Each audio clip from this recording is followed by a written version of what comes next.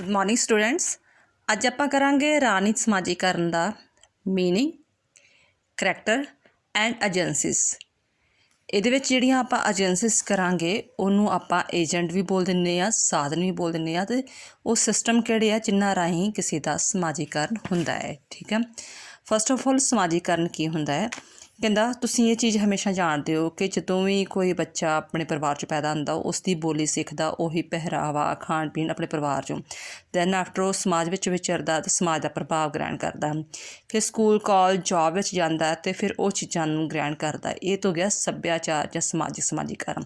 But ਰਾਜਨੀਤਿਕ ਸਮਾਜੀਕਰਨ ਕੀ ਹੈ ਕਿ ਜੇ ਸਪੋਜ਼ ਕਰੋ ਉਹ ਆਪਣੇ ਪਰਿਵਾਰ 'ਚ ਸਿਰਫ ਇੱਕ ਪਾਰਟੀ ਦਾ ਵੈਸੇ ਨਾਂ ਲੈ ਦਿੰਦੀ ਹਾਂ ਕਿ ਜੇ ਅਕਾਲੀ ਪਾਰਟੀ ਦੇ ਪਰਿਵਾਰ ਨੂੰ ਬਿਲੋਂਗ ਕਰਦੇ ਨੇ, ਜਾਂ ਕਾਂਗਰਸ ਨੂੰ, ਜਾਂ BJP ਨੂੰ, ਕਿਸੇ ਪਾਰਟੀ ਨੂੰ ਬਿਲੋਂਗ ਕਰਦਾ ਆ ਪਰਿਵਾਰ, ਤਾਂ ਉਹ ਵੀ ਪਹਿਲਾਂ ਉਸੇ ਪਾਰਟੀ ਵਿੱਚ ਵਿਸ਼ਵਾਸ ਰੱਖੇਗਾ।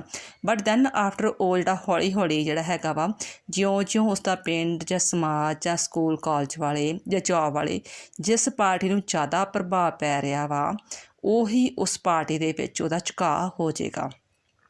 ਉਹੀਆਂ ਉਹਦੀਆਂ ਰਾਜਨੀਤਿਕ ਕਦਰਾਂ ਕੀਮਤਾਂ ਹੋ ਜਾਣਗੀਆਂ ਕਿ ਨਹੀਂ, ਕਿ ਮਤਲਬ ਵੀ ਮੈਨੂੰ ਆਹ ਜਿਹੜੀ ਪਾਰਟੀ ਚੰਗੀ ਲੱਗਦੀ ਹੈ, ਇਸ ਦੀ ਵਿਚਾਰਧਾਰਾ ਇਹ ਚੰਗੀ ਲੱਗਦੀ ਹੈ। ਯਾਨੀ ਕਿ ਜਦੋਂ ਉਹ ਆਪਣੇ ਪਰਿਵਾਰ ਤੋਂ ਨਿਕਲ ਕੇ ਬਾਅਦ ਵਿੱਚ ਉਹ ਪਿੰਡ, ਸਮਾਜ ਜਾਂ ਸਕੂਲ, ਕਾਲਜ, ਜੋਬ ਦੌਰਾਨ ਜਿਹੜੀਆਂ ਰਾਜਨੀਤਿਕ ਗਤੀਵਿਧੀਆਂ ਦਾ ਪ੍ਰਭਾਵ ਉਸ 'ਤੇ ਪੈਂਦਾ ਹੈ, ਜਿਸ ਹਿਸਾਬ ਨਾਲ ਉਹ ਟਲ ਜਾਂਦਾ ਹੈ, ਉਸ ਨੂੰ ਬੋਲਦੇ ਆ ਰਾਜਨੀਤਿਕ ਸਮਾਜੀਕਰਨ। ਸੱਭਿਆਚਾਰ ਦੇ ਸਮਾਜੀਕਰਨ 'ਚ ਅੰਤਰ ਹੈ। ਸੱਭਿਆਚਾਰ ਜਸਟ ਇਹ ਹੈ ਕਿ ਹਾਂ ਉਹ ਚੀਜ਼ ਨੂੰ ਵੀ ਉਹ ਸਿੱਖ ਰਿਹਾ ਹੈ, ਬਟ ਜਿਸ ਚੀਜ਼ ਨੂੰ ਸਿੱਖ ਕੇ ਉਹ ਪ੍ਰੈਕਟੀਕਲ ਅਪਣਾ ਰਿਹਾ, ਇੱਕ ਪਾਰਟ ਬਣ ਰਿਹਾ ਉਹਦੇ, ਇੱਕ ਉਹਦੀ ਲਾਈਫ ਦਾ, ਕਿ ਮੈਂ ਇਸੇ ਪਾਰਟੀ ਨਾਲ ਹੁਣ ਬਚ ਚੁੱਕਾ ਹੈ, ਉਹ ਉਸਦਾ ਹੋ ਗਿਆ ਸਮਾਜੀਕਰਨ।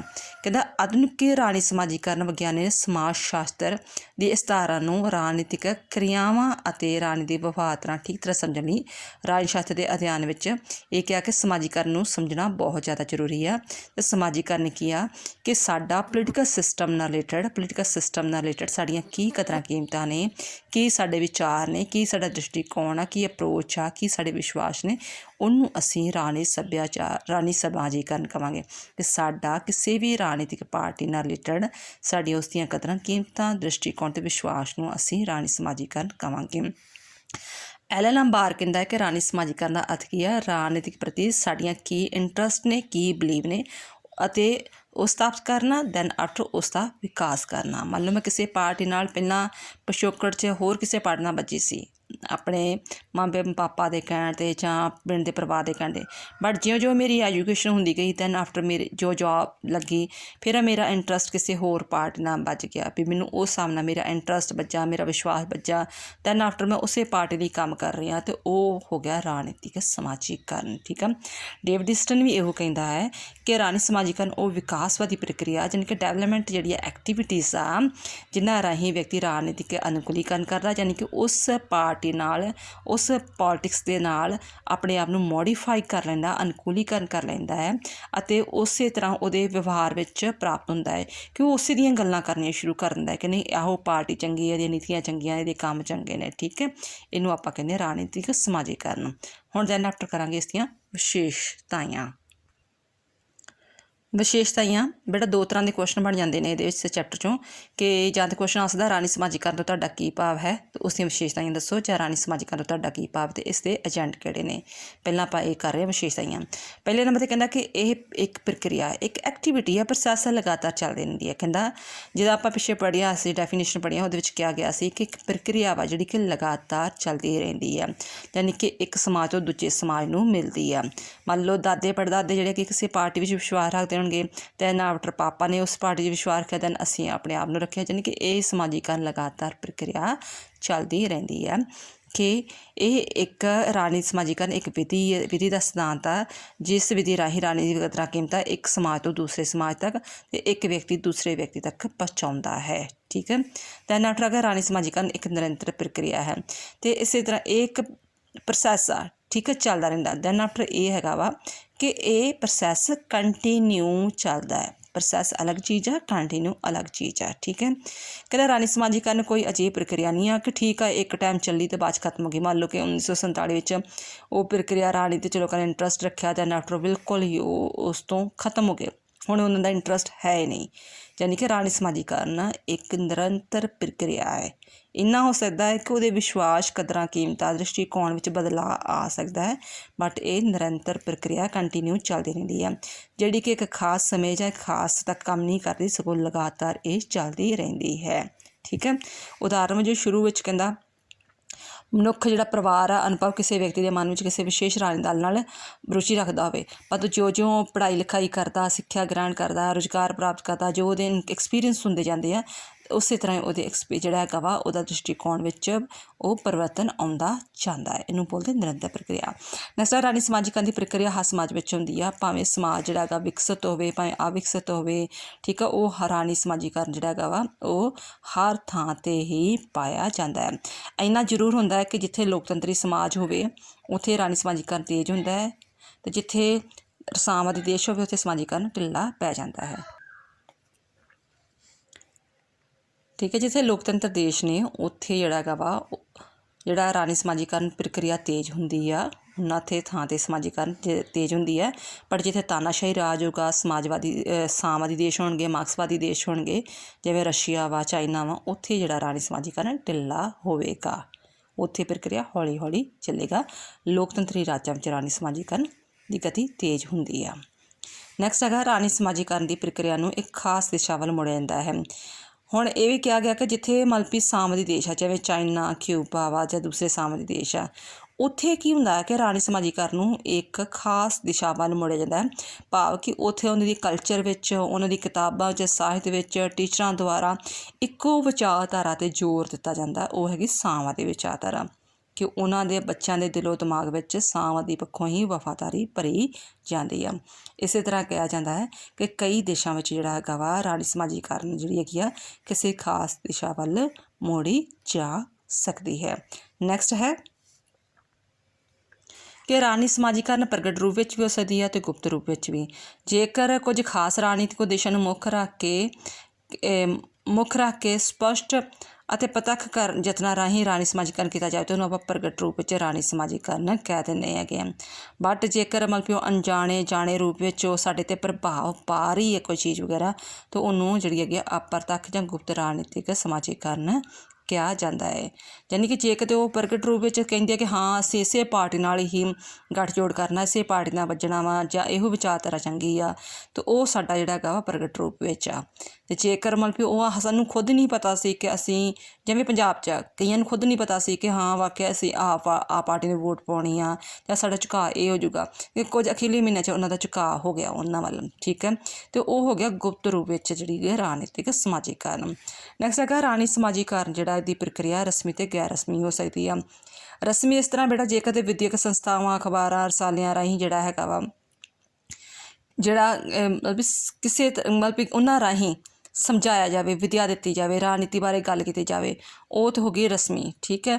ਬਟ ਜੇਕਰ ਮਤਲਬ ਕਿ ਜਿਹੜੀ ਹੈਗੀ ਆ ਕਿਸੇ ਵੀ ਇਨਡਾਇਰੈਕਟ ਵੇ ਨਾਲ ਜਿਹੜੀ ਹੈਗੀ ਆ ਆਪਾਂ ਕੋਈ ਗੱਲ ਨੂੰ ਗ੍ਰਹਿਣ ਕਰਦੇ ਹਾਂ, ਮੀਡੀਆ ਰਾਹੀਂ, ਸੋਸ਼ਲ ਮੀਡੀਆ ਰਾਹੀਂ, ਨੈੱਟ ਰਾਹੀਂ, ਜਾਂ ਕਿਸੇ ਰਾਹੀਂ ਜਿਹੜੀ ਹੈਗੀ ਆ ਸਾਨੂੰ ਫੋਰਸ ਨਹੀਂ ਕੀਤਾ ਜਾ ਰਿਹਾ ਕਿ ਤੁਸੀਂ ਇਸੇ ਪਾਰਟੀ ਨਾਲ ਵੱਜੋ ਜਾਂ ਇਸੇ ਵਿਚਾਰਧਾਰਾ ਨੂੰ ਅਪਣਾਓ ਜਾਂ ਉਹੀ ਇਸੇ ਨੇਤਾ ਨੂੰ ਫੋਲੋ ਕਰੋ, ਉਹ ਹੋ ਗਈ ਗੈਰ ਰਸਮੀ ਸਮਾਜੀਕਰਨ। ਠੀਕ ਹੈ। ਨੈਕਸਟ ਹੈ ਰਾਣੀ ਸਮਾਜੀਕਰਨ ਦੀ ਪ੍ਰਕਿਰਿਆ ਅਨੁਸਾਰ ਰਾਣੀ ਸਮਾਜੀਕਰਨ ਇੱਕ ਪੀੜ੍ਹੀ ਤੋਂ ਦੂਸਰੀ ਪੀੜ੍ਹੀ ਤੱਕ ਦਿੱਤਾ ਜਾਂਦਾ ਹੈ।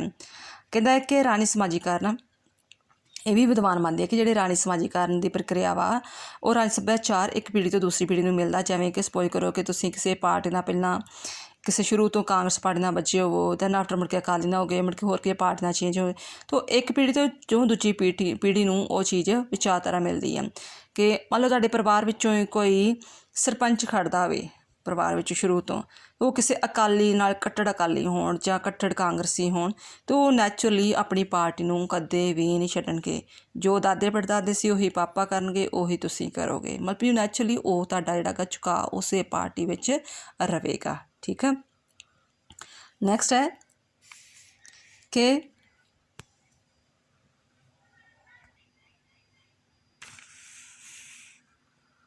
ਰਾਣੀ ਸਮਾਜੀਕਰਨ ਵੱਖ-ਵੱਖ ਰਾਜਾਂ 'ਚ ਵੱਖਰੀ ਹੁੰਦੀ ਆ। ਇਸ ਵਿੱਚ ਕੋਈ ਸ਼ੱਕ ਨਹੀਂ ਕਿ ਰਾਣੀ ਸਮਾਜੀਕਰਨ ਸਰਵਵਿਆਪੀ ਪ੍ਰਕਿਰਿਆ। ਸਰਵਵਿਆਪੀ ਦਾ ਮਤਲਬ ਵੀ ਸਰਵਵਿਆਪੀ, ਜਿਵੇਂ ਆਪਾਂ ਪਰਮਾਤਮਾ ਕਹਿੰਦੇ ਸਰਵਵਿਆਪੀ ਹਰ ਥਾਂ 'ਤੇ ਹੈ, ਇਸ ਤਰ੍ਹਾਂ ਰਾਣੀ ਸਮਾਜੀਕਰਨ ਹਰ ਸਮਾਜ ਵਿੱਚ, ਹਰ ਦੇਸ਼ ਵਿੱਚ ਪਾਈ ਜਾਂਦੀ ਆ, ਪਰ ਉਹਨਾਂ ਦਾ ਰੂਪ ਵੱਖਰਾ ਹੋ ਸਕਦਾ ਹੈ। ਇਹ ਡਿਪੈਂਡ ਕਰਦਾ ਉਹਨਾਂ ਦਾ, ਉੱਥੋਂ ਦੇ ਦੇਸ਼ ਦਾ, ਉਸ ਦੀ ਰਾਣੀ ਪ੍ਰਣਾਲੀ ਦਾ ਸਮਾਜਿਕ, ਆਰਥਿਕ ਅਤੇ ਰਾਣੀ ਪੱਧਰ ਵਗੈਰਾ, ਉਸ ਦੇ ਹਿਸਾਬ ਨਾਲ ਉਹ ਤੇਜ਼ ਵੀ ਹੋ ਸਕਦੀ ਹੈ ਅਤੇ ਧੀਮੀ ਗਤੀ ਵੀ ਹੋ ਸਕਦੀ ਹੈਗੀ ਆ। ਨੈਕਸਟ ਹੈ ਰਾਣੀ ਸਮਾਜੀਕਰਨ ਰਾਣੀ ਵਿਸ਼ਵਾਸਾਂ, ਕਦਰਾਂ ਕੀਮਤਾਂ ਦਾ ਅੰਤਰੀਕਰਨ ਕਰਨਾ ਹੈ। ਰਾਣੀ ਸਮਾਜੀਕਰਨ ਰਾਜਨੀਤਿਕ ਵਿਸ਼ਵਾਸਾਂ, ਕਦਰਾਂ ਕੀਮਤਾਂ ਅਤੇ ਆਦਰਸ਼ਾਂ ਆਦਿ ਗਿਆਨ ਦੀ ਪ੍ਰਾਪਤੀ ਤੱਕ ਹੀ ਸੀਮਿਤ ਨਹੀਂ ਹੈ, ਸਗੋਂ ਇਸ ਦਾ ਅਰਥ ਇਹ ਹੈ ਕਿ ਇਹਨਾਂ ਰਾਜਨੀਤਿਕ ਵਿਸ਼ਵਾਸਾਂ, ਕਦਰਾਂ ਕੀਮਤਾਂ, ਆਦਰਸ਼ਾਂ, ਦ੍ਰਿਸ਼ਟੀਕੋਣ ਆਦਿ ਦਾ ਵਿਅਕਤੀ ਦਾ ਅੰਤਰੀਕਰਨ ਕੀਤਾ ਜਾਵੇ। ਅੰਤਰੀਕਰਨ ਦਾ ਅਰਥ ਕੀ ਆ ਕਿ ਵਿਅਕਤੀਆਂ ਦੁਆਰਾ ਵਿਸ਼ੇਸ਼ ਕਦਰਾਂ ਕੀਮਤਾਂ ਅਤੇ ਵਿਸ਼ਵਾਸਾਂ ਨੂੰ ਉਚਿਤ ਮੰਨ ਕੇ ਆਪਣੇ ਮਨ ਵਿੱਚ ਵਸਾਉਣਾ। ਕਿ ਮੰਨ ਲਓ ਕਿ ਜਿਵੇਂ ਕਈ ਸ਼ੁਰੂ ਤੋਂ ਕਮਿਊਨਿਸਟ ਪਾਰਟੀ ਦੇ ਬੱਚੇ ਹੋਣ, ਕਿ ਉਹਨਾਂ ਨੂੰ ਸ਼ੁਰੂ ਤੋਂ ਜਿਹੜੀ ਕਾਰਲ ਮਾਰਕਸ ਦੀ ਵਿਚਾਰਧਾਰਾ ਚੰਗੀ ਲੱਗਦੀ ਹੋਵੇ, ਕਈ ਨੂੰ ਮਹਾਤਮਾ ਗਾਂਧੀ ਦੀ ਵਿਚਾਰਧਾਰਾ ਚੰਗੀ ਲੱਗਦੀ ਹੋਵੇ, ਕਈਆਂ ਨੂੰ ਅਲੱਗ ਹੋਰ ਜਾਨ ਲਾਕ ਦੀ ਵਿਚਾਰਧਾਰਾ, ਉਦਾਰਵਾਦੀ ਵਿਚਾਰਧਾਰਾ ਚੰਗੀ ਲੱਗਦੀ, ਉਸ ਵਿਚਾਰਧਾਰਾ ਨੂੰ ਅੰਤਰੀਕਰਨ ਕੀਤਾ ਜਾਂਦਾ ਹੈ ਕਿ ਸਾਨੂੰ ਇਸੇ ਤਰ੍ਹਾਂ ਵਿਚਾਰਧਾਰਾ ਚੰਗੀ ਲੱਗਦੀ ਹੈ। ਨੈਕਸਟ ਅਗਰ ਰਾਣੀ ਸਮਾਜੀਕਰਨ ਕੇਵਲ ਵਿਅਕਤੀਗਤ ਵਿਵਹਾਰ ਤੱਕ ਸੀਮਿਤ ਨਹੀਂ, ਸਗੋਂ ਇਹ ਸਮੂਹਾਂ ਦੇ ਵਿਵਹਾਰ ਨਾਲ ਸੰਬੰਧਿਤ ਹੈ। ਕਹਿੰਦਾ ਇਹ ਵੀ ਕਹਿੰਦੇ ਕਿ ਆਮ ਤੌਰ 'ਤੇ ਰਾਣੀ ਸਮਾਜੀਕਰਨ ਦੀ ਪ੍ਰਕਿਰਿਆ ਇਹਨੂੰ ਵਿਅਕਤੀਗਤ ਵਿਵਹਾਰ ਤੱਕ ਹੀ ਸੀਮਿਤ ਕੀਤਾ ਜਾਂਦਾ, ਪਰ ਇਹ ਗਲਤ ਆ, ਕਿਉਂਕਿ ਵਿਅਕਤੀ ਜਿਹੜਾ ਗਾ ਪਰਿਵਾਰ ਵਿੱਚ ਵਿਚਰਦਾ, ਪਰਿਵਾਰ ਤੋਂ ਬਾਅਦ ਸਮਾਜ ਵਿੱਚ ਵਿਚਰਦਾ, ਜੋ ਮਤਲਬ ਕਿ ਪਰਿਵਾਰ ਤੋਂ ਬਾਅਦ ਸਮਾਜ ਵਿੱਚ ਵਿਚਰੇਗਾ, ਆਪਣੇ ਸੁਸਾਇਟੀ ਵਿੱਚ ਜਾਏਗਾ, ਤਾਂ ਉਸ ਦਾ ਵਿਵਹਾਰ, ਉਸ ਦਾ ਬਿਹੇਵੀਅਰ, ਉਸ ਦੀਆਂ ਗੱਲਾਂ ਸਮਾਜ ਨੂੰ ਅਵਸ਼ ਹੀ ਪ੍ਰਭਾਵਿਤ ਕਰਨਗੀਆਂ। ਨੈਕਸਟ ਹੈ ਲੋਕਤੰਤਰੀ ਪ੍ਰਣਾਲੀ ਨਾਲ ਨੇੜੇ ਦੇ ਸੰਬੰਧ। ਜਿਹੜੇ ਰਾਣੀ ਸਮਾਜੀਕਰਨ ਦੀ ਪ੍ਰਕਿਰਿਆ ਹਰ ਪ੍ਰਕਾਰ ਦੀ ਸ਼ਾਸਨ ਪ੍ਰਣਾਲੀ ਵਿੱਚ ਹੁੰਦੀ ਹੈ, ਭਾਵੇਂ ਲੋਕਤੰਤਰੀ ਸ਼ਾਸਨ ਪ੍ਰਣਾਲੀ ਹੋਵੇ, ਭਾਵੇਂ ਤਾਨਾਸ਼ਾਹੀ ਹੋਵੇ, ਬਿਊਰੋਕ੍ਰੇਸੀ ਹੋਵੇ, ਕੋਈ ਵੀ ਹੋਵੇ, ਹਰ ਇੱਕ ਸ਼ਾਸਨ ਪ੍ਰਣਾਲੀ ਵਿੱਚ ਹੁੰਦੀ ਹੈ, ਪਰ ਲੋਕਤੰਤਰੀ ਪ੍ਰਣਾਲੀ ਵਿੱਚ ਇਹਦਾ ਜ਼ਿਆਦਾ ਪ੍ਰਸਾਰ ਹੁੰਦਾ ਹੈ। ਠੀਕ ਹੈ, ਕਿਉਂਕਿ ਲੋਕਤੰਤਰੀ ਪ੍ਰਣਾਲੀ ਵਿੱਚ ਜਿਹੜੇ ਹੈਗੇ ਆ ਲੋਕ ਜਿਹੜੇ ਹੈਗੇ ਆ ਮੀਡੀਆ ਰਾਹੀਂ, ਅਖਬਾਰਾਂ ਰਾਹੀਂ, ਮੈਗਜ਼ੀਨ ਰਾਹੀਂ ਸਰਕਾਰ ਦੀਆਂ ਕਮਜ਼ੋਰੀਆਂ ਨੂੰ ਉਜਾਗਰ ਕਰਦੇ ਆ ਅਤੇ ਲੋਕ ਵੱਧ ਚੜ੍ਹ ਕੇ ਇਹਦੇ ਵਿੱਚ ਹਿੱਸਾ ਲੈਂਦੇ ਆ। ਨੈਕਸਟ ਹੈ ਰਾਣੀ ਸਮਾਜੀਕਰਨ ਰਾਣੀ ਸੱਭਿਆਚਾਰ ਨੂੰ ਬਣਾਈ ਰੱਖਣ, ਬਦਲਣ ਅਤੇ ਪੈਦਾ ਕਰਨ ਦਾ ਵੀ ਕੰਮ ਕਰਦੀ ਆ। ਕਹਿੰਦਾ ਰਾਣੀ ਸਮਾਜੀਕਰਨ 3 ਕੰਮ ਕਰਦੀ ਆ। ਰਾਣੀ ਸੱਭਿਆਚਾਰ ਨੂੰ ਬਣਾਈ ਰੱਖਣਾ, ਫਿਰ ਉਹਦੇ ਵਿੱਚ ਪਰਿਵਰਤਨ ਕਰਨਾ ਜਾਂ ਨਵਾਂ ਰਾਣੀ ਸੱਭਿਆਚਾਰ ਸਥਾਪਿਤ ਕਰਨਾ। ਜਿਵੇਂ ਸਾਡੇ ਦੇਸ਼ ਦੀ ਆਜ਼ਾਦੀ ਦੇ ਵਿੱਚ ਯਾਨੀ ਕਿ 47 ਤੋਂ ਲੈ ਕੇ 70-75 ਸਾਲ ਜਿਹੜੀ ਹੈ ਸਦੀ ਤੱਕ, ਯਾਨੀ ਕਿ ਇਹ ਦੇਸ਼ ਦੀ 1947 ਤੋਂ ਲੈ ਕੇ 1975-85 ਤੱਕ ਜਿਹੜਾ ਹੈਗਾ ਸੀ ਕਾਂਗਰਸ ਸਰਕਾਰ ਆਈ, ਸੈਂਟਰਾਂ ਵਿੱਚ ਵੀ ਅਤੇ ਸਟੇਟ ਵਿੱਚ ਵੀ। ਦੈਨ ਆਫਟਰ ਮੁੜ ਕੇ ਫਿਰ BJP ਜਨਤਾ ਪਾਰਟੀ ਆਉਣ ਲੱਗ ਪਈ। ਹੁਣ ਵੇਖੋ, ਹੁਣ ਜਿਹੜੀਆਂ ਵੱਖਰੀਆਂ ਕਮਿਊਨਿਸਟ ਪਾਰਟੀ ਹੈਗੀ, ਕਦੇ ਆਪ ਆ ਗਈ, ਕਦੇ ਵੱਖਰੀਆਂ, ਉਹਨੇ ਰਲੀਆਂ ਮਿਲੀਆਂ ਸਰਕਾਰਾਂ ਵਗੈਰਾ ਜਿਹੜੀਆਂ ਆ ਰਹੀਆਂ, ਇਸ ਤਰ੍ਹਾਂ ਚੇਂਜ ਵਗੈਰਾ ਵੀ ਹੁੰਦਾ ਰਹਿੰਦਾ ਹੈ। ਨੈਕਸਟ ਹੈ ਰਾਣੀ ਸਮਾਜੀਕਰਨ ਦੀਆਂ ਕਿਸਮਾਂ। ਰਾਣੀ ਸਮਾਜੀਕਰਨ ਬੇਟਾ ਉਹੀ ਜੋ ਪਿਛਲੀਆਂ ਚੀਜ਼ਾਂ ਸੀ ਉਹਨੂੰ ਦੁਬਾਰਾ ਰਿਪੀਟ ਕੀਤਾ ਕਿ ਕਿਸ ਟਾਈਪ ਦੀ ਰਾਣੀ ਸਮਾਜੀਕਰਨ ਹੋ ਸਕਦੀਆਂ। ਪ੍ਰਗਟ ਜਾਂ ਪ੍ਰਤੱਖ ਰੂਪ ਵਿੱਚ ਰਾਣੀ ਸਮਾਜੀਕਰਨ, ਠੀਕ ਹੈ। ਪ੍ਰਗਟ ਜਿੱਦਾਂ ਮਤਲਬ ਕਿ ਲੋਕਤੰਤਰੀ ਦੇਸ਼ਾਂ ਵਿੱਚ ਹੁੰਦੀ ਹੈ, ਪ੍ਰਗਟ ਰੂਪ ਵਿੱਚ ਹੁੰਦੀ ਰਾਣੀ ਸਮਾਜੀਕਰਨ, ਪਰ ਸਮਾਜਵਾਦੀ ਦੇਸ਼ਾਂ ਵਿੱਚ ਜਿਵੇਂ ਉੱਤਰੀ ਕੋਰੀਆ, ਵੀਅਤਨਾਮ, ਚੀਨ ਆ, ਉਹਦੇ ਵਿੱਚ ਸਮਾਜੀਕਰਨ ਦੀ ਜਿਹੜੀ ਹੈਗਾ ਉਦਾਹਰਨਾਂ, ਉਹਨਾਂ ਵਿੱਚ ਜਿਹੜੀ ਹੈਗੀ ਆ ਉਹ ਪ੍ਰਤੱਖ ਰੂਪ ਵਿੱਚ ਰਾਣੀ ਸਮਾਜੀਕਰਨ ਹੁੰਦੇ, ਯਾਨੀ ਕਿ ਉਹਨਾਂ ਦੇ ਕਿਤਾਬਾਂ ਸਿਲੇਬਸ ਵਿੱਚ ਹੀ ਉਹ ਚੀਜ਼ਾਂ ਲਗਵਾਈਆਂ ਜਾਂਦੀਆਂ ਪ੍ਰਤੱਖ ਰੂਪ ਵਿੱਚ ਕਿ ਇਹੋ ਹੀ ਤੁਸੀਂ ਸਾਮਵਾਦੀ ਵਿਚਾਰਧਾਰਾ ਨੂੰ ਹੀ ਫੋਲੋ ਕਰਨਾ ਹੈ। ਗੁਪਤ ਰੂਪ ਵਿੱਚ ਸਮਾਜੀਕਰਨ ਜਿਵੇਂ ਅਣਜਾਣੇ ਵਿੱਚ ਹੀ ਕਈ ਵਿਸ਼ਵਾਸ, ਰਾਣੀ ਕਦਰਾਂ ਕੀਮਤਾਂ ਆਦਿ ਜਿਹੜੀਆਂ ਕਿ ਸਾਨੂੰ ਪ੍ਰਭਾਵਿਤ ਕਰ ਜਾਂਦੇ ਹਨ, ਪ੍ਰਤੱਖ ਰੂਪ ਵਿੱਚ ਹੀ। ਠੀਕ ਹੈ, ਉਦਾਹਰਨ ਵਜੋਂ ਪਰਿਵਾਰ ਵਿੱਚ ਰਹਿੰਦਾ ਹੋਇਆ ਵਿਅਕਤੀ ਜਿਹੜਾ ਆਪਣੇ ਪਰਿਵਾਰ ਤੋਂ ਪ੍ਰਭਾਵਿਤ ਹੁੰਦਾ, ਤਾਂ ਆਫਟਰ ਸਮਾਜ ਵਿੱਚ ਵਿਚਰਦਾ, ਉਸ ਤੋਂ ਇਨਡਾਇਰੈਕਟ ਵੇ ਨਾਲ ਪ੍ਰਭਾਵਿਤ ਹੁੰਦਾ। ਜੇਕਰ ਸਕੂਲਾਂ ਕਾਲਜ 'ਚ ਕੋਈ ਪਾਠਕ੍ਰਮ ਇਹੋ ਜਿਹਾ ਲੱਗਾ, ਉਸ ਤੋਂ ਪ੍ਰਭਾਵਿਤ ਹੁੰਦਾ, ਇਨਡਾਇਰੈਕਟ ਵੇ ਨਾਲ ਪ੍ਰਭਾਵਿਤ ਹੁੰਦਾ ਰਹਿੰਦਾ ਹੈ। ਫਿਰ ਹੈਗਾ ਆਦਮ ਰਾਜਨੀਤੀ ਸਮਾਜੀਕਰਨ। ਜਿਹੜੇ ਆਦਮ ਦਾ ਪ੍ਰਾਚੀਨ ਰਾਣੀ ਸਮਾਜੀਕਰਨ ਵਿੱਚ ਰਾਣੀ ਚੇਤਨਾ ਅਤੇ ਵਿਦਿਆ ਦੀ ਕਮੀ ਸੀ, ਇਸ ਕਰਕੇ ਉਹ ਹਮੇਸ਼ਾ ਇਸ ਚਾਹੁੰਦੇ ਸੀ ਕਿ ਜੋ ਸਾਡੇ ਰਾਜੇ ਨੇ ਕਰਤਾ, ਜੋ ਸਾਡੀਆਂ ਵਿਸ਼ਵਾਸਾਂ, ਕਦਰਾਂ ਕੀਮਤਾਂ ਵਾ, ਉਹੀ ਸੇਮ ਰਹਿਣ, ਉਹਦੇ ਵਿੱਚ ਕੋਈ ਚੇਂਜਸ ਵਗੈਰਾ ਨਾ ਆਵੇ। ਉਹਨੂੰ ਆਪਾਂ ਕਹਿ ਦਿੰਦੇ ਹਾਂ ਆਦਿਵਾਸੀ ਵਾਲਾ ਰਾਜਨੀਤੀ ਸਮਾਜੀਕਰਨ। ਅਤੇ ਆਧੁਨਿਕ ਸਮਾਜੀਕਰਨ ਵਿੱਚ ਇਹ ਤਾਂ ਬਿਲਕੁਲ ਉਲਟ ਵਾ, ਕਿਉਂਕਿ ਵਿਅਕਤੀ ਵਰਤਮਾਨ ਯੁੱਗ ਵਿੱਚ ਵਿਅਕਤੀ ਨੂੰ ਬਚਪਨ ਤੋਂ ਹੀ ਵੱਖ-ਵੱਖ ਪ੍ਰਕਾਰ ਦੀਆਂ ਭੂਮਿਕਾ ਨਿਭਾਉਣੀਆਂ ਪੈਂਦੀਆਂ ਵਾ। ਸਕੂਲਾਂ, ਕਾਲਜਾਂ, ਵਿਸ਼ਵ ਵਿਦਿਆਲਿਆਂ ਉਹਨਾਂ 'ਚੋਂ ਰਾਣੀ ਸਮੱਸਿਆ ਬਾਰੇ, ਰਾਣੀ ਪ੍ਰਣਾਲੀ ਬਾਰੇ ਗੱਲ ਕਰਦਾ ਹੈ, ਮੀਡੀਆ ਰਾਹੀਂ ਸੁਣਦਾ, ਤਾਂ ਉਹਦਾ ਸਮਾਜੀਕਰਨ ਹੁੰਦਾ ਹੈ ਅਤੇ ਉਹ ਆਪਣੇ ਵਿਸ਼ਵਾਸ ਬਣਾਉਂਦਾ ਹੈ। ਹੁਣ ਬੇਟਾ ਜਿਹੜਾ ਮੇਨ ਦੂਸਰਾ ਕੁਐਸਚਨ ਜਿਹੜਾ ਆ ਰਿਹਾ ਹੈਗਾ ਵਾ, ਜਿਹੜਾ ਆਮ ਤੌਰ 'ਤੇ ਕੁਐਸਚਨ ਆ ਜਾਂਦਾ ਹੁੰਦਾ ਹੈ ਕਿ ਰਾਣੀ ਸਮਾਜੀਕਰਨ ਦੇ ਸਾਧਨ ਕੀ ਹੈ, ਏਜੰਟ ਕੀ ਹੈ, ਜਾਂ ਏਜੰਸੀਜ਼ ਵਗੈਰਾ ਕੀ ਨੇ। ਏਜੰਟ ਕੀ ਆ? ਫਸਟ ਆਫ ਆਲ ਯਾਨੀ ਕਿ ਤੁਸੀਂ ਕਿਸ ਤੋਂ ਪ੍ਰਭਾਵਿਤ ਹੁੰਦੇ ਹੋ। ਜੇਕਰ ਤੁਸੀਂ ਗਏ ਅਕਾਲੀ ਪਾਰਟੀ ਨਾਲ, ਕਾਂਗਰਸ ਨਾਲ, ਆਪ ਨਾਲ, ਕਿਸੇ ਵੀ ਪਾਰਟੀ ਨਾਲ ਬੱਚੇ ਹੋ, ਤਾਂ ਕਿਸ ਤੋਂ ਪ੍ਰਭਾਵਿਤ ਹੋਏ? ਪਰਿਵਾਰ ਤੋਂ। ਫਸਟ ਆਫ ਆਲ ਪਰਿਵਾਰ, ਤੁਹਾਡੇ ਪਰਿਵਾਰ ਵਿੱਚ ਉਸ ਮੈਂਬਰ 'ਚ ਗੱਲਾਂ ਕਰਦੇ ਹੋਣਗੇ ਉਸ ਪਾਰਟੀ ਨਾਲ ਰਿਲੇਟਡ, ਤਾਂ ਤੁਹਾਡਾ ਉਸ ਦਾ ਵਿਸ਼ਵਾਸ ਬੱਚਾ। ਠੀਕ ਹੈ, ਕਿ ਜਿਹੜਾ ਆਮ ਵਿਦਵਾਨਾਂ ਦਾ ਵਿਚਾਰ ਆ ਕਿ ਜੋ ਇੱਕ ਵਿਅਕਤੀ ਆਪਣੇ ਸਮੁੱਚੇ ਜੀਵਨ ਕਾਲ ਵਿੱਚੋਂ ਸਿੱਖਦਾ ਅਤੇ ਯਾਨੀ ਕਿ 4 ਹਿੱਸਿਆਂ 'ਚ ਸਾਡਾ ਜੀਵਨ ਵੰਡਿਆ ਹੋਇਆ ਵਾ। 4 ਵਿੱਚੋਂ 3 ਹਿੱਸਾ ਜਿਹੜਾ ਹੈਗਾ ਵਾ ਉਹਦਾ ਯਾਨੀ ਕਿ 3/4 4 ਜਿਹੜਾ ਹੈਗਾ ਵਾ ਉਹ ਆਪਣੇ ਜਿਹੜੇ ਹੈਗੇ ਆ ਪਰਿਵਾਰ ਵਿੱਚੋਂ ਹੀ ਸਿੱਖਦਾ ਹੈ। ਠੀਕ ਹੈ, ਜੋ ਵੀ ਆਗਿਆ ਦੀ ਪਾਲਣਾ ਕਰਨੀ, ਸਹਿਯੋਗ ਨਾ ਰੱਖਣਾ, ਸਹਿਯੋਗ ਰਹਿਣਾ ਅਤੇ ਇੱਕ ਪਰਿਵਾਰ ਨਾਲ ਬੱਝੇ ਰਹਿਣਾ, ਹੁਕਮ ਦੀ ਪਾਲਣਾ ਕਰਨੀ, ਸਤਿਕਾਰ ਕਰਨਾ, ਸਹਿਯੋਗ ਕਰਨਾ, ਇਹ ਗੱਲਾਂ ਉਹ ਪਰਿਵਾਰ ਵਿੱਚੋਂ ਸਿੱਖਦਾ। ਇਹੋ ਚੀਜ਼ਾਂ ਬਾਅਦ ਵਿੱਚ ਸਮਾਜ ਵਿੱਚ ਫੋਲੋ ਕਰਦਾ ਹੈ ਕਿ ਪਾਰਟੀ ਦੇ ਵਿੱਚ ਜੇਕਰ ਸ਼ਾਮਿਲ ਹੁੰਦਾ ਅਤੇ ਪਾਰਟੀ ਨੂੰ ਉਹ ਹੁਕਮ ਦੀ ਪਾਲਣਾ ਕਰਦਾ, ਸਤਿਕਾਰ ਕਰਦਾ, ਸਹਿਯੋਗ ਨਾਲ ਚੱਲਦਾ। ਦੈਨ ਆਫਟਰ ਦੂਸਰਾ ਆ ਜਾਂਦਾ ਸਮਾਜ, ਭਾਵੇਂ ਦੂਸਰੇ ਨੰਬਰ 'ਤੇ ਹੁੰਦਾ ਬਟ ਇਹ ਆਪਾਂ ਸਮਾਜ ਦੀ ਇਕਾਈ ਜਿਹੜੀ ਹੈਗੀ ਆ, ਪਰਿਵਾਰ ਨੂੰ ਸਮਾਜ ਦੀ ਇਕਾਈ ਮੰਨ ਲੈਂਦੇ ਆ।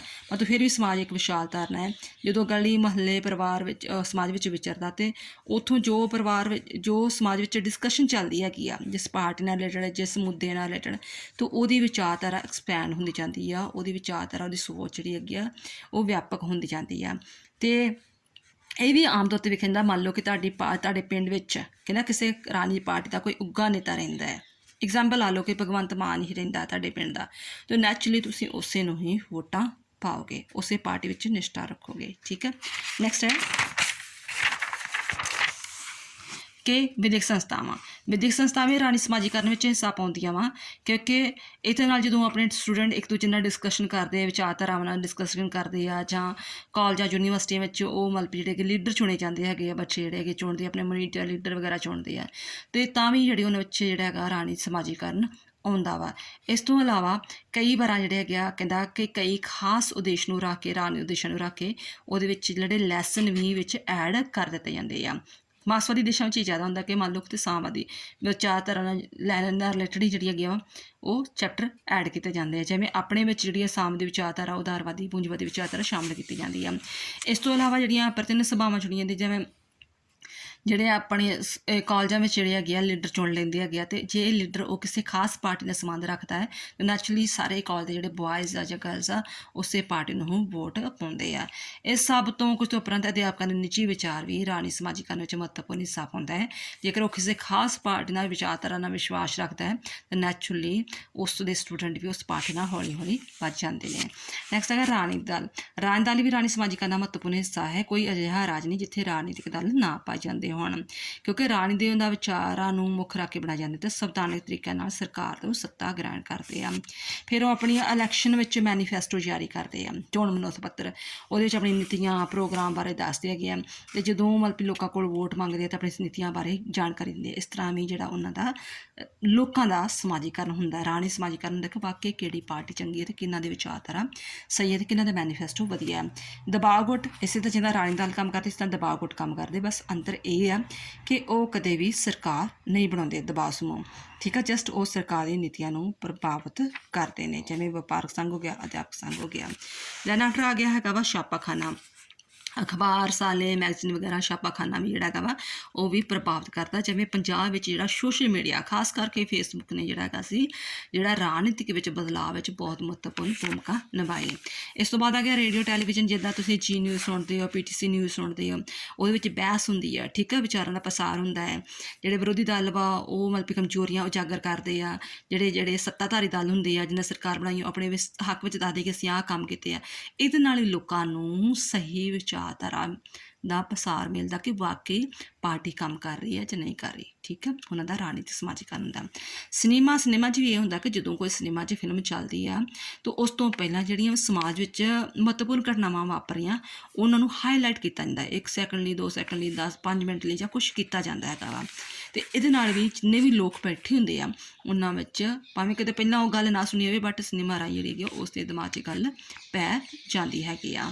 ਠੀਕ ਹੈ, ਜਿਵੇਂ ਕਿਸਾਨ ਅੰਦੋਲਨ ਜਿਹੜਾ ਹੈਗਾ ਸੀ ਜਦੋਂ ਸ਼ੁਰੂ ਹੋਇਆ, ਅਤੇ ਜਦੋਂ ਵੀ ਕੋਈ ਸਿਨੇਮਾ ਚੱਲਦਾ ਸੀ ਜਾਂ ਫੋਰਨ ਵਿੱਚ ਵੀ ਚੱਲਦਾ ਸੀ ਤਾਂ ਕਿਸਾਨ ਅੰਦੋਲਨ ਬਾਰੇ ਥੋੜ੍ਹੀ ਹਾਈਲਾਈਟ ਕੀਤਾ ਜਾਂਦੀ ਸੀ। ਤਾਂ ਕਰਕੇ ਪੂਰੀ ਵਿਸ਼ਵ ਦੁਨੀਆ ਵਿੱਚ ਕਿਸਾਨ ਅੰਦੋਲਨ ਬਾਰੇ ਜਿਹੜੀ ਹੈਗੀ ਆ ਉਹ ਸਾਰੀ ਸਪੋਰਟ ਇਕੱਠੀ ਹੋ ਗਈ। ਇਸ ਨਾਲ ਵੀ ਰਾਜਨੀਤਿਕ ਸਮਾਜੀਕਰਨ ਹੁੰਦਾ। ਸਿਨੇਮਾ ਵੀ ਜਾਣੀ ਕਿ ਰਾਜਨੀਤਿਕ ਸਮਾਜੀਕਰਨ ਵਿੱਚ ਮਹੱਤਵਪੂਰਨ ਭੂਮਿਕਾ ਨਿਭਾਉਂਦਾ।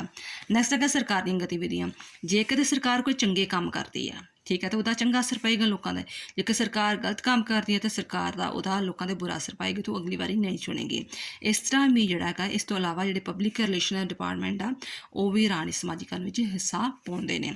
ਅਤੇ ਆਪਣੇ ਆਪ ਹੀ ਫਿਰ ਲੋਕਾਂ ਦੇ ਦਿਮਾਗ 'ਚ ਵਿਚਾਰ ਬਣ ਜਾਂਦੀ ਹੈ ਕਿ ਸਰਕਾਰ ਨੇ ਜੇ ਸਹੀ ਕੰਮ ਕੀਤਾ ਅਸੀਂ ਦੁਬਾਰਾ ਚੁਣਨਾ ਹੈ, ਜੇ ਨਹੀਂ ਕੀਤਾ ਤਾਂ ਨਹੀਂ ਚੁਣਨਾ ਹੈਗਾ। ਤਾਂ ਉਹ ਕੀ ਹੈ, ਕਿਹਦੇ ਬਦੌਲਤ ਆ? ਰਾਣੀ ਸਮਾਜੀਕਰਨ ਕਰਕੇ। ਸਮਾਜ ਸਥਿਤੀ ਵਾਲੇ ਸਮੂਹ, ਸਮਾਜ ਸਥਿਤੀ ਵਾਲੇ ਸਮੂਹ ਵੀ ਰਾਣੀ ਸਮਾਜੀਕਰਨ ਦੇ ਸਾਧਨ ਹੁੰਦੇ ਆ। ਇਹਨਾਂ ਸਮੂਹਾਂ 'ਚ ਕੋਈ ਵੱਡਾ ਨਹੀਂ ਹੁੰਦਾ, ਨਾ ਕੋਈ ਛੋਟਾ ਹੁੰਦਾ। ਜਿਵੇਂ ਮਜ਼ਦੂਰ ਹੋ ਗਏ, ਵਿਦਿਆਰਥੀ, ਅਧਿਆਪਕ ਸੰਘ, ਡਾਕਟਰ, ਇੰਜੀਨੀਅਰ ਵਗੈਰਾ ਜਿੱਦਾਂ ਧਰਨੇ ਵਗੈਰਾ ਲਗਾਉਂਦੇ ਨੇ, ਠੀਕ ਆ, ਇਹ ਵੀ ਰਾਜਨੀਤਿਕ ਦਲਾਂ ਨੂੰ ਪ੍ਰਭਾਵਿਤ ਕਰਦੇ ਨੇ। ਠੀਕ ਹੈ, ਨੈਕਸਟ ਹੈ ਪ੍ਰਤੀਕ ਜਿਹੜੇ ਸਿੰਬਲਸ ਵਗੈਰਾ ਹੁੰਦੇ ਨੇ ਉਹ ਵੀ ਰਾਣੀ ਸਮਾਜੀਕਰਨ ਵਿੱਚ ਹਿੱਸਾ ਪਾਉਂਦੇ ਨੇ। ਜਿਵੇਂ ਕਿ ਰਾਸ਼ਟਰੀ ਸਮਾਰੋਹ ਮਨਾਏ ਜਾਂਦੇ ਨੇ, ਭਾਰਤ 'ਚ ਸੁਤੰਤਰਤਾ ਦਿਵਸ, ਗਣਤੰਤਰ ਦਿਵਸ, ਪਰੇਡ, ਨੇਤਾਵਾਂ ਦੇ ਜਨਮ ਦਿਨ ਮਨਾਏ ਜਾਂਦੇ ਨੇ। ਅਤੇ ਸਾਨੂੰ ਉਹਦੇ ਬਾਰੇ ਜਾਣਕਾਰੀ ਦਿੱਤੀ ਜਾਂਦੀ ਅਤੇ ਲੋਕਾਂ 'ਚ ਉਹ ਜੋਸ਼ ਜਾਗਦਾ ਹੈ ਕਿ ਵਾਕਈ ਸਾਡੇ ਦੇਸ਼ ਭਗਤਾਂ ਨੇ ਇੰਨੀ ਦੇਸ਼ ਆਜ਼ਾਦੀ ਲਈ ਇੰਨਾ ਕੰਮ ਕੀਤਾ ਅਤੇ ਅਸੀਂ ਵੀ ਇਹ ਕੰਮ ਕਰਨੇ ਆ ਦੇਸ਼ ਦੀ ਆਜ਼ਾਦੀ ਲਈ। ਯਾਨੀ ਕਿ ਦੇਸ਼ ਨੂੰ ਮੇਨਟੇਨ ਰੱਖਣ ਲਈ, ਕਰਪਸ਼ਨ ਦੂਰ ਰੱਖਣ ਲਈ, ਵਧੀਆ ਸਵਸਥ ਬਣਾਉਣ ਲਈ ਕੰਮ ਕਰਨੇ। ਪ੍ਰਤੀਕ ਵੀ ਯਾਨੀ ਕਿ ਸਿੰਬਲ ਵੀ ਪ੍ਰਭਾਵਿਤ ਕਰਦੇ। ਜਿਵੇਂ ਤੁਸੀਂ ਆਮ ਤੌਰ 'ਤੇ ਹੁਣ ਵੇਖਦੇ ਹੋ ਕਿ ਆਪ ਪਾਰਟੀ ਭਗਤ ਸਿੰਘ ਦੇ ਤੀ ਜਿਹੜੇ ਅੰਬੇਦਕਰ ਦੀ ਫੋਟੋ ਵਗੈਰਾ ਲਗਾ ਕੇ ਰੱਖਦੀ ਹੈ, ਪ੍ਰਤੀਕ ਹੀ ਹੈ ਨਾ ਕਿ ਅਸੀਂ ਜਿਹੜਾ ਹੈਗਾ ਆਪਣੇ ਸਮਾਜ ਨੂੰ, ਪੰਜਾਬ ਨੂੰ ਇਹੋ ਜਿਹਾ ਬਣਾਉਣਾ ਚਾਹੁੰਦੇ ਹਾਂ। ਮਹਾਰਾਸ਼ਟਰੀ ਨੇਤਾਵਾਂ ਦੇ ਭਾਸ਼ਣ ਦੇ ਲਿਖਤਾਂ ਜਿਹੜੀਆਂ ਹੈਗੀਆਂ, ਕਈ ਵਾਰ ਜਿਹੜੇ ਹੈਗੀਆਂ ਉਹਨਾਂ ਦੀਆਂ ਜਿਹੜੀਆਂ ਲਿਖਤਾਂ ਵਾ ਉਹ ਵੀ ਪ੍ਰਭਾਵਿਤ ਕਰ ਰਹੀਆਂ। ਜਿਵੇਂ ਜਵਾਹਰ ਲਾਲ ਨਹਿਰੂ ਦੀਆਂ ਕਿਤਾਬਾਂ ਸੀ, ਉਹਦੀਆਂ ਕਿਤਾਬਾਂ ਜਿਹੜੀਆਂ ਪ੍ਰਭਾਵਿਤ ਕਰ ਰਹੀਆਂ ਵਾ। ਦੈਨ ਆਫਟਰ ਜਿਵੇਂ ਤੁਸੀਂ ਮਹਾਤਮਾ ਗਾਂਧੀ ਦੀ ਕਿਤਾਬ ਪੜ੍ਹੀ ਹੋਈ ਆ, ਐਕਸਪੀਰੀਅੰਸ ਵਿਦ ਟਰੁੱਥ, ਕੁਝ ਇਸ ਤਰ੍ਹਾਂ ਕਿਤਾਬ ਨੇ। ਠੀਕ ਆ, ਜਿਹੜੀ ਕਿ ਮਹਾਨ ਲੇਖਕਾਂ ਦੀਆਂ ਕਿਤਾਬਾਂ ਵੀ ਜਿਹੜੀਆਂ ਰਾਜਨੀਤੀ ਨਾਲ ਜਿਹੜਾ ਉਹ ਵੀ ਸਾਡੀ ਵਿਚਾਰਧਾਰਾ ਨੂੰ ਪ੍ਰਭਾਵਿਤ ਕਰਦੇ ਆ। ਤੁਸੀਂ ਵੈਸੇ ਵੀ ਮਹਾਤਮਾ ਗਾਂਧੀ ਦੀ ਜਿਹੜੀ ਹੈਗੀ ਆ ਰਾਜਨੀਤੀ ਨਿਰਦੇਸ਼ਕ ਸਿਧਾਂਤਾਂ ਵਿੱਚ ਇਹ ਚੀਜ਼ਾਂ ਸੁਣੀਆਂ ਹੋਈਆਂ ਵਾ ਕਿ ਕਿਵੇਂ ਦਾ ਉਹ ਪੰਜਾਬ ਨੂੰ, ਇੰਡੀਆ ਨੂੰ ਬਣਾਉਣਾ ਚਾਹੁੰਦਾ ਸੀ ਮਹਾਤਮਾ ਗਾਂਧੀ, ਕਿ ਪੇਂਡੂ ਪੰਚਾਇਤ ਲਾਗੂ ਕਰਨਾ ਚਾਹੁੰਦਾ ਸੀ। ਦੈਨ ਆਫਟਰ ਹੈਗਾ ਲੋਕਾਂ ਦੇ ਨਿੱਜੀ ਅਨੁਭਵ, ਜਿਹੜਾ ਪਰਸਨਲ ਐਕਸਪੀਰੀਅੰਸ ਆ ਕਿ ਵਾਕਈ ਮੈਂ ਜਿਸ ਪਾਰਟੀ ਨੂੰ ਚੁਣਿਆ ਸੀ ਉਹਨੇ ਸਹੀ ਕੰਮ ਕੀਤਾ, ਨਹੀਂ ਕੀਤਾ, ਜਾਂ ਕਿਸੇ ਮੈਂਬਰ ਨੇ, MLA ਨੇ, ਸਰਪੰਚ ਨੇ ਸਹੀ ਕੰਮ ਕੀਤਾ, ਨਹੀਂ ਕੀਤਾ। ਠੀਕ ਆ, ਇਹ ਵੀ ਜਿਹੜਾ ਹੈਗਾ ਕਾਊਂਟ ਕਰਦਾ ਰਾਣੀ ਸਮਾਜੀਕਰਨ ਦੇ ਨਾਲ। ਠੀਕ ਹੈ, ਨੈਕਸਟ ਹੈ ਕਿ ਨਿੱਤ ਦੀ ਰਾਜਨੀਤੀ। ਕਹਿੰਦਾ ਜਿਹੜੀਆਂ ਦਿਨ ਪ੍ਰਤੀ ਦਿਨ ਜਿਹੜੀਆਂ ਹੈਗੀਆਂ ਘਟਨਾਵਾਂ ਵਾਪਰਦੀਆਂ ਵਾ ਉਹ ਵੀ ਰਾਜਨੀਤੀ ਨੂੰ ਪ੍ਰਭਾਵਿਤ ਕਰਦੀਆਂ, ਲੋਕਾਂ ਨੂੰ ਪ੍ਰਭਾਵਿਤ ਕਰਦੀਆਂ। ਜਿਵੇਂ ਬਰਗਾੜੀ ਕਾਂਡ ਨੇ ਪ੍ਰਭਾਵਿਤ ਕੀਤਾ, ਬਰਗਾੜੀ ਕਾਂਡ ਹੋਇਆ ਅਤੇ ਉਹਦੇ ਨਾਲ ਕੀ ਹੋਇਆ ਕਿ ਕਾਂਗਰਸ ਆ ਗਈ, ਅਕਾਲੀ ਨੂੰ ਹਰਾਤਾ, ਕਾਂਗਰਸ ਆ ਗਈ। ਫਿਰ ਕਿਸਾਨ ਅੰਦੋਲਨ ਹੋਇਆ ਅਤੇ ਕਿਸਾਨ ਅੰਦੋਲਨ ਦਾ ਕਰਕੇ ਜਿਹੜਾ ਹੈਗਾ ਵਾ ਕਾਂਗਰਸ ਹਾਰ ਗਈ ਅਤੇ ਆਪ ਆ ਗਈ। ਜੇਕਰ ਆਪ ਦੇ ਵਿੱਚ ਵੀ ਜੇਕਰ ਸਹੀ ਕੰਮ ਕਰੇਗੀ ਦੁਬਾਰਾ ਆਏਗੀ, ਜੇਕਰ ਨਹੀਂ ਕੰਮ ਕਰੇਗੀ, ਕੋਈ ਇਹੋ ਜਿਹਾ ਕਾਂਡ ਹੋ ਜਾਂਦਾ ਤਾਂ ਫਿਰ ਜਿਹੜੀ ਕਿ ਹੋਰ ਕੋਈ ਸਰਕਾਰ ਵੀ ਆ ਸਕਦੀ ਆ। ਅਤੇ ਇਹਦੇ ਨਾਲ ਕੀ ਹੁੰਦਾ ਕਿ ਵਿਰੋਧੀ ਧਿਰ ਸਰਕਾਰ ਦਾ ਧਿਆਨ ਉਸ ਦੀਆਂ ਕਮਜ਼ੋਰੀਆਂ ਵੱਲ ਦਵਾਉਂਦੀ ਆ। ਵਿਰੋਧੀ ਧਿਰ ਬੇਟਾ ਜਿਹੜੀ ਇੱਕ ਪਾਰਟੀ ਜਿਹੜੀ ਜਿੱਤ ਜਾਂਦੀ ਉਹ ਤਾਂ ਸਰਕਾਰ ਬਣਾਉਂਦੀ ਆ, ਜਿਹੜੀ ਦੂਜੀ ਪਾਰਟੀ ਹਾਰ ਜਾਂਦੀ ਉਹਨੂੰ ਆਪਾਂ ਵਿਰੋਧੀ ਧਿਰ ਕਹਿੰਦੇ, ਵਿਰੋਧੀ ਦਲ। ਤੋ ਜਿਹੜੀ ਉਹਨਾਂ ਜੇ ਸਰਕਾਰ ਸਹੀ ਕੰਮ ਨਹੀਂ ਕਰਦੀ ਉਹਨਾਂ ਵਿਰੁੱਧ ਅਵਿਸ਼ਵਾਸ ਪ੍ਰਸਤਾਵ, ਸਥਗਨ ਪ੍ਰਸਤਾਵ, ਕੰਮ ਰੋਕੋ ਪ੍ਰਸਤਾਵ ਪਾਸ ਕਰਕੇ ਉਹਨਾਂ ਨੂੰ, ਸਰਕਾਰ ਨੂੰ ਯਾਨੀ ਕਿ 5 ਸਾਲ ਤੋਂ ਪਹਿਲਾਂ ਵੀ ਖਤਮ ਕਰ ਸਕਦੀ ਹੈਗੀ ਆ। ਇਸ ਤੋਂ ਇਲਾਵਾ ਜਿਹੜੇ ਰਾਸ਼ਟਰੀ ਉਤਸਵ ਜਿਹੜੇ ਹੁੰਦੇ, ਜਿਵੇਂ ਸੁਤੰਤਰ ਦਿਵਸ ਮਨਾਉਂਦੇ ਹਾਂ ਆਪਾਂ, ਗਣਤੰਤਰ ਦਿਵਸ ਮਨਾਉਂਦੇ ਹਾਂ, ਅਤੇ ਸਾਨੂੰ ਉਹਨਾਂ ਟਾਈਮਾਂ ਦੀ ਜਿਹੜੀਆਂ ਦੇਸ਼ ਭਗਤਾਂ ਦੀਆਂ ਜਿਹੜੀਆਂ ਉਹ ਕੁਰਬਾਨੀਆਂ ਯਾਦ ਕਰਵਾਈ ਜਾਂਦੀਆਂ ਵਾ। ਸਾਡੇ ਦੇਸ਼ ਅੰਦਰ ਕਿਹੜੀਆਂ ਚੁਣੌਤੀਆਂ ਆ ਰਹੀਆਂ, ਅੰਦਰੂਨੀ ਕਿਹੜੀਆਂ ਬਾਹਰੀ ਚੁਣੌਤੀਆਂ, ਉਹਨਾਂ ਬਾਰੇ ਜਾਣਕਾਰੀ ਕਰਵਾਈ ਜਾਂਦੀ ਹੈ ਅਤੇ ਇਹਨਾਂ ਵੀ ਰਾਣੀ ਸਮਾਜੀਕਰਨ ਹੁੰਦਾ ਹੈ। ਇੰਟਰਨੈੱਟ, ਈਮੇਲ ਵੀ ਰਾਣੀ ਸਮਾਜੀਕਰਨ ਵਿੱਚ ਮਹੱਤਵਪੂਰਨ ਭੂਮਿਕਾ ਨਿਭਾਉਂਦਾ ਹੈ। ਫਿਰ ਧਾਰਮਿਕ ਸੰਸਥਾਵਾਂ ਵੀ ਜਿਹੜੀਆਂ ਹੈਗੀਆਂ ਰਾਣੀ ਸਮਾਜੀਕਰਨ ਵਿੱਚ ਨਿਭਾਉਂਦੀਆਂ, ਖਾਸ ਕਰਕੇ ਜਿੱਥੇ ਧਾਰਮਿਕ ਧਰਮਤੰਤਰ ਰਾਜ ਹੋਣ, ਜਿਵੇਂ ਇਰਾਕ, ਸੀਰੀਆ ਵਗੈਰਾ ਦੇਸ਼। ਇੰਡੀਆ ਵਿੱਚ ਜ਼ਿਆਦਾ ਆਪਣੀ ਭੂਮਿਕਾ ਨਿਭਾਉਂਦਾ, ਬਟ ਜਿੱਥੇ ਧਰਮਤੰਤਰ ਰਾਜ ਨੇ ਉੱਥੇ ਧਾਰਮਿਕ ਸੰਸਥਾਵਾਂ ਰਾਣੀ ਸਮਾਜੀਕਰਨ ਵਿੱਚ ਮਹੱਤਵਪੂਰਨ ਭੂਮਿਕਾ ਨਿਭਾਉਂਦੀਆਂ। ਸਾਹਿਤ, ਲਿਟਰੇਚਰ ਵਗੈਰਾ ਵੀ, ਜੇਕਰ ਤੁਸੀਂ ਵਧੀਆ ਲਿਟਰੇਚਰ ਪੜ੍ਹਦੇ ਹੋ, ਸਾਹਿਤ ਵਧੀਆ ਪੜ੍ਹਦੇ ਹੋ, ਵਧੀਆ ਜਿਵੇਂ ਤੁਸੀਂ ਕਹਿ ਲਓ ਨਹਿਰੂ ਦੀ ਕਿਤਾਬਾਂ ਪੜ੍ਹਦੇ ਹੋ, ਮਹਾਤਮਾ ਗਾਂਧੀ ਦੀ ਕਿਤਾਬਾਂ ਪੜ੍ਹਦੇ ਹੋ, ਅਤੇ ਉਹ ਵੀ ਰਾਣੀ ਸਮਾਜੀਕਰਨ ਵਿੱਚ ਸਾਡਾ ਹਿੱਸਾ ਪਾਉਂਦਾ। ਜਿਵੇਂ ਹੁਣ ਕਾਰਲ ਮਾਰਕਸ ਦੀ ਆਪਾਂ ਵਿਚਾਰਧਾਰਾ ਪੜ੍ਹਦੇ ਹਾਂ, ਮਾਰਕਸਵਾਦੀ ਵਿਚਾਰਧਾਰਾ ਪੜ੍ਹੀ ਹੋਈ ਆ ਪਿੱਛੇ ਤੁਸੀਂ ਟਰਮ ਵਿੱਚ, ਅਤੇ ਉਹ ਕੀ ਸੀ, ਲੈਨਨ ਦੀਆਂ ਕਿਤਾਬਾਂ ਪੜ੍ਹਦਾ ਸੀ, ਆਪਣੇ ਪ੍ਰੋਫੈਸਰ ਦੀਆਂ ਕਿਤਾਬਾਂ ਪੜ੍ਹਦਾ ਸੀ ਨਾ। ਅਤੇ ਇਸ ਕਰਕੇ ਜਿਹੜਾ ਹੈਗਾ ਸੀ ਫੈਡਰਿਕ ਦੀਆਂ ਪੜ੍ਹਦਾ ਸੀ, ਲੈਨਨ ਦੀਆਂ ਪੜ੍ਹਦਾ ਸੀ, ਹੋਰ ਕਿਸੇ ਦੀ ਜਿਹੜੀ ਵਿਚਾਰਸਾਮਦੀ ਜਿਹੜੇ ਹੈਗੇ ਸੀ ਉਹਨਾਂ ਦੀ ਸਟਾਲਿਨ ਦੀਆਂ ਕਿਤਾਬਾਂ ਪੜ੍ਹਦਾ ਸੀ। ਅਤੇ ਇਹਦਾ ਕਰਕੇ ਉਹਦੇ ਵਿੱਚ ਕ੍ਰਾਂਤੀਕਾਰੀ ਭਾਵਨਾ ਹੈ ਕਿ ਮੈਂ ਦੇਸ਼ ਵਿੱਚ ਚੇਂਜ ਲਿਆਉਣਾ। ਇਸੇ ਤਰ੍ਹਾਂ ਜਦੋਂ ਜੋ ਇਨਸਾਨ ਸਾਹਿਤ ਪੜ੍ਹਦਾ ਵਾ, ਵਧੀਆ ਸਾਹਿਤ ਪੜ੍ਹਦਾ ਵਾ, ਤਾਂ ਉੱਥੋਂ ਦਾ ਜਿਹੜਾ ਹੈਗਾ ਰਾਣੀ ਸਮਾਜੀਕਰਨ ਵੀ ਹੁੰਦਾ ਹੈ ਕਿ ਵਾਕਈ ਗੱਲ ਕਿੰਨੀ ਸੱਚ ਹੈ, ਕਿੰਨੀ ਝੂਠ ਵਗੈਰਾ ਹੈਗੀ ਆ। ਨੈਕਸਟ ਹੈ ਇਹਦਾ ਅੱਗੋਂ ਸਿੱਟਾ ਜਾਂਦਾ ਹੈ, ਅਤੇ ਉਸ ਤੋਂ ਬਾਅਦ ਜਿਹੜੀ ਕਿ ਮਹੱਤਤਾ ਦੇ ਤੁਸੀਂ ਖੁਦ ਪੁਆਇੰਟ ਕਰ ਸਕਦੇ ਹੋ ਕਿ ਨਾਗਰਿਕਤਾ ਵਿੱਚ ਜਾਗਰਤੀ, ਜੇਕਰ ਜਿੰਨਾ ਰਾਣੀ ਸਮਾਜੀਕਰਨ ਹੋਏਗੀ, ਜਿੰਨੀ ਸਾਡੇ ਵਿੱਚ ਅਵੇਅਰਨੈਸ ਹੋਏਗੀ, ਉਨੀ ਸਾਡੇ ਵਿੱਚ ਜਾਗਰਤੀ ਆਏਗੀ। ਫਿਰ ਅਸੀਂ ਵੱਧ ਚੜ੍ਹ ਕੇ ਉਹਦੇ ਵਿੱਚ ਭਾਗ ਲਵਾਂਗੇ। ਉਹਦੀ ਕੁਸ਼ਲਤਾ, ਜੇਕਰ ਮੰਨ ਵੀ ਆਹ ਪਾਰਟੀ ਆਈ ਆ ਸਪੋਜ਼ ਕਰੋ ਹੈ ਨਾ, ਅਤੇ ਹੁਣ ਲੋਕਾਂ 'ਚ ਇੰਨੀ ਰਾਜਨੀਤਿਕ ਹੋਰ 'ਚ ਕਾਰਜਕੁਸ਼ਲਤਾ ਆ ਗਈ, ਜੇਕਰ ਉਹ ਕੰਮ ਨਹੀਂ ਸਹੀ ਕਰ ਰਹੀ ਤਾਂ ਲੋਕ ਬਾਰ-ਬਾਰ ਉਹ 'ਤੇ ਲਾਉਣ ਦਾ ਭਾਰ ਹੈ ਕਿ ਤੁਸੀਂ ਸਕੂਲਾਂ ਕਾਲਜਾਂ ਨੂੰ ਕਿ ਅਸੀਂ ਸਹੀ ਕਰਾਂਗੇ, ਫੀਸਾਂ ਨਹੀਂ ਵਧਾਵਾਂਗੇ, ਤੁਸੀਂ ਕਿਉਂ ਨਹੀਂ ਕਰ ਰਹੇ। ਠੀਕ ਆ, ਪਹਿਲਾਂ ਇਹ ਗੱਲ ਨਹੀਂ ਹੁੰਦੀ ਵੀ ਜੇ ਸਰਕਾਰ ਚੁਣੀ ਗਈ ਤਾਂ ਕੋਈ ਨਹੀਂ ਉਹਨੂੰ ਪੁੱਛਦਾ ਸੀ, ਕਹਿੰਦਾ ਚਲੋ 5 ਸਾਲ ਆਏਗੇ ਬਦਲ ਦਾਂਗੇ, ਕੁਛ ਨਹੀਂ ਹੋ ਜਾਏਗਾ। ਬਟ ਹੁਣ ਉਹਨਾਂ 'ਚ ਜਿਹੜੀ ਕੀ ਆ ਮਤਲਬ ਵੀ ਜਾਗਰਤੀ ਆ ਗਈ ਆ। ਜਾਗਰਤੀ ਆਉਣ ਦਾ ਕਰਕੇ ਉਹ ਰਾਣੀ ਪ੍ਰਣਾਲੀ ਵਿੱਚ ਕਾਰਜਕੁਸ਼ਲਤਾ ਵੀ ਆ ਜਾਂਦੀ ਆ। ਫਿਰ ਰਾਣੀ ਪ੍ਰਣਾਲੀ ਨੂੰ ਉੱਚਤਾ ਪ੍ਰਾਪਤ ਹੋ ਜਾਂਦੀ ਹੈ ਕਿ ਜਦੋਂ ਉਹਨੂੰ ਪਤਾ ਹੈ ਕਿ ਮੇਰੇ ਸਾਰੇ ਨਾਗਰਿਕ ਜਾਗਰਿਕ ਨੇ, ਜੇ ਮੈਂ ਸਹੀ ਕੰਮ ਨਾ ਕੀਤਾ ਤਾਂ ਮੈਂ ਜਵਾਬਦੇਹੀ ਦੇਵਾਂਗਾ, ਅਤੇ ਉਹਨਾਂ 'ਚ ਉੱਚਤਾ ਆ ਜਾਂਦੀ ਹੈ। ਸੱਭਿਆਚਾਰ ਦਾ ਨਿਰਮਾਣ ਹੁੰਦਾ ਹੈ। ਰਾਣੀ ਮਾਮਲੇ ਪ੍ਰਤੀ ਗਿਆਨ ਪ੍ਰਾਪਤ ਹੁੰਦਾ ਹੈ। ਰਾਣੀ ਸੱਭਿਆਚਾਰ ਨੂੰ ਯਕੀਨੀ ਬਣਾਇਆ ਜਾਂਦਾ ਹੈ। ਵਿਅਕਤੀ ਨੂੰ ਰਾਣੀ ਦੀ ਭੂਮਿਕਾ 'ਚ ਤਿਆਰ ਹੁੰਦਾ ਹੈ। ਅਤੇ ਅੱਗੇ ਨੈਕਸਟ ਬੇਟਾ ਇਹ ਪੁਆਇੰਟ ਤੁਹਾਡਾ ਚੈਪਟਰ ਹੋ ਗਿਆ ਕੰਪਲੀਟ। ਥੈਂਕਸ ਬੇਟਾ। ਵੀਡੀਓ ਨੂੰ ਬੇਟਾ ਲਾਈਕ ਸ਼ੇਅਰ ਜ਼ਰੂਰ ਕਰਿਓ, ਠੀਕ ਹੈ, ਤਾਂ ਜੋ ਮੈਂ ਹੋਰ ਵੀਡੀਓ ਅਪਲੋਡ ਕਰ ਸਕਾਂ। ਥੈਂਕਸ।